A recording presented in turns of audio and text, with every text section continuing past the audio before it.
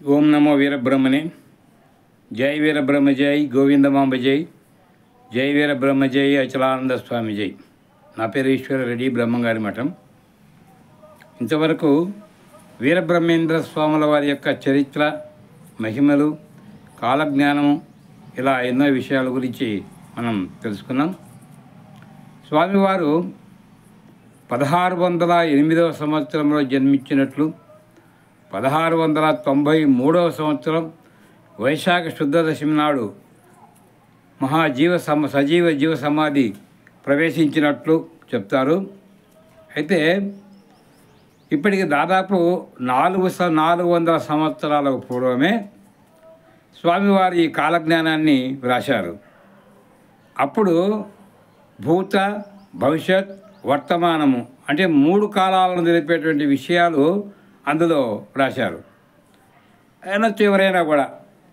భూతకాలం అంటే జరిగిపోయినటువంటి కాలంలో, జరిగిపోయిన కాలంలో జరిగేటువంటి విషయాలు తెలుసుకోవడం పెద్ద గొప్ప ఏమి కాకపోవచ్చు, కానీ జరిగిన అన్ని విషయాలు కూడా అందరికీ తెలియవు. అది ప్రధానమైంది. అందులో ఎక్కడో జరిగినటువంటి విషయాలు మనం ఇక్కడ ఉండే వాళ్ళని తెలుసుకోవడానికి ఆనాడు సాధనాలు ఏమీ లేవు. ఎక్కడ ఏమి జరిగినా కూడా ఈ యోగులు, మహానుభావులు తమ మేధాశక్తితో, ఆలోచనతో, ధ్యాన శక్తితో వాళ్ళు ఆలోచించి ఫలానా చోట ఇలా జరిగింది, ఫలానా దగ్గర ఇట్లా జరిగింది అని చెప్పగలరు అన్నమాట. కాబట్టి ఆ యోగ శక్తిది. అలాగా స్వామివారు జరిగిన కాలాలను చెప్తూ, అలాగే ఈ సమకాలీన స్థితిలో ఏమేమి జరుగుతాయో కూడా చెప్పాడు. అలాగే ముందు జరగబోయేటివి చెప్పటం అనేది ప్రపంచంలో ఒక ప్రసిద్ధికి ఎక్కిందనమాట.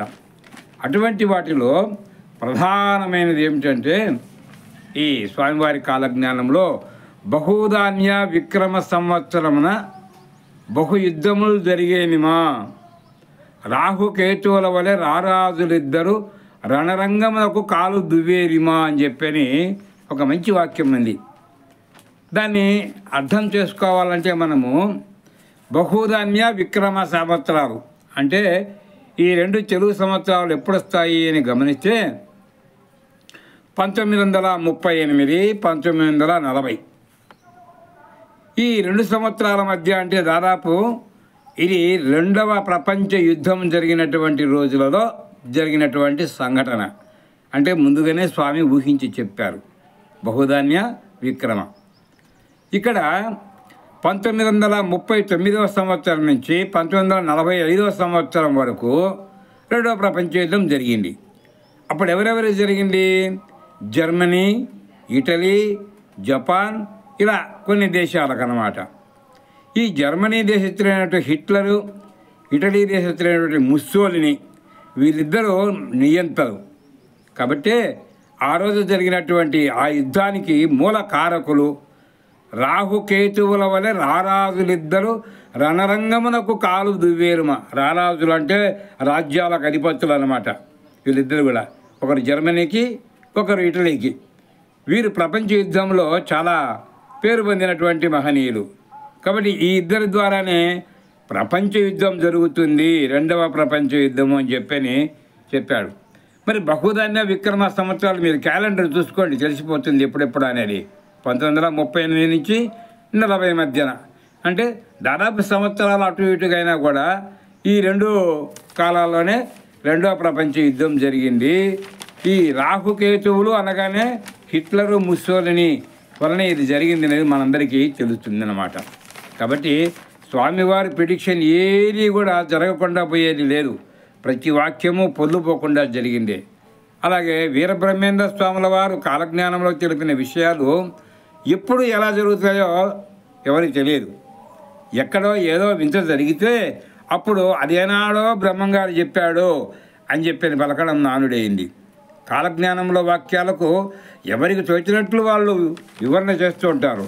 అయితే కొన్ని మర్మవాక్యాలు కూడా అందులో ఉంటాయి. అవి మాత్రము ఆధ్యాత్మిక యోగ గురువులు మాత్రమే వాటికి సరి అయిన అర్థ వివరణ చేయగలరు. వాటిలో ఒకటి చిన్న ఉదాహరణ తీసుకుందాము. కాలజ్ఞానంలో బెండ్లు మునిగిని గుండ్లు చేరిని అనేటువంటి ఒక చిన్న వాక్యం ఉంది. బెండ్లు అంటే మనందరికీ తెలుసు, మన జొన్న చొప్ప కానీ సొద్ద చొప్ప కానీ అది లోపల ఉండేటువంటి పదార్థం బెండు. చాలా తేలికగా ఉండేటువంటి పదార్థం అన్నమాట. అది నీటిపైన మామూలుగా అయితే సహజంగా తేలుతుంది. ఇక్కడ స్వామివారు ఏమన్నారు? బెండ్లు మునిగిని అన్నాడు. సరే, గుండ్లు తేలిని అన్నాడు. గుండు అంటే సీసం గుండు కావచ్చు, రాతి గుండు కావచ్చు, ఇనప గుండు కావచ్చు, ఏదైనా కదా అది నీళ్ళలో వేస్తే సహజంగా మునుగుతుంది. కానీ ఇక్కడ ఏమన్నాడు స్వామి? గుండు తేలిని అన్నాడు. ఇక్కడే ఆ మర్మం అంతా ఉందన్నమాట.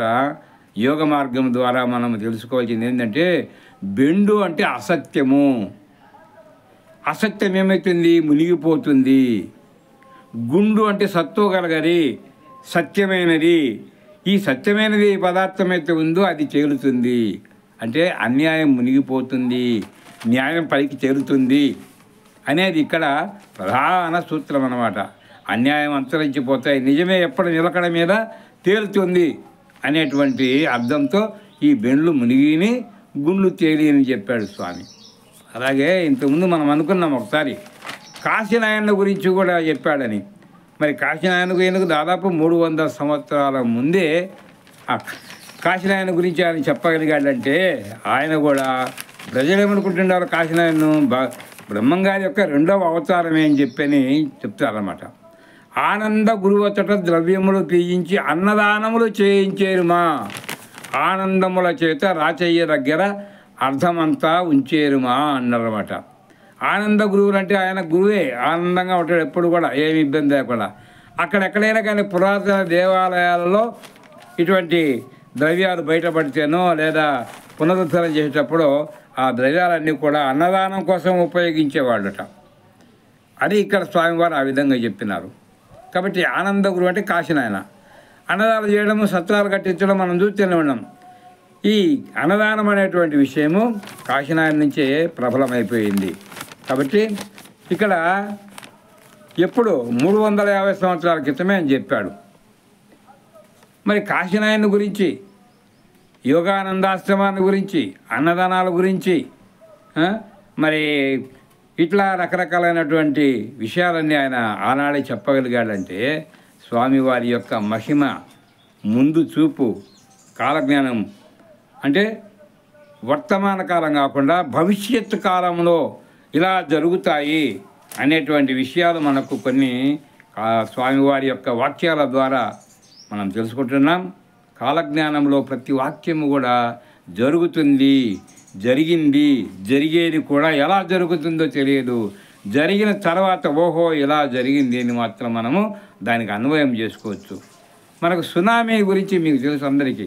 ఆ సునామీ జరిగిన విధానము కూడా ఈ కాలజ్ఞానంలో చాలా స్పష్టంగా రాయబడింది. అది తర్వాత వచ్చేటువంటి ఎపిసోడ్లో మీకు ఆ సునామీని గురించి వివరిస్తాం. ఈ ఛానల్ మీకు నచ్చినట్లయితే దయచేసి సబ్స్క్రైబ్ చేయండి, షేర్ చేయండి, లైక్ చేయండి. ఓం నమో వీరబ్రహ్మణే.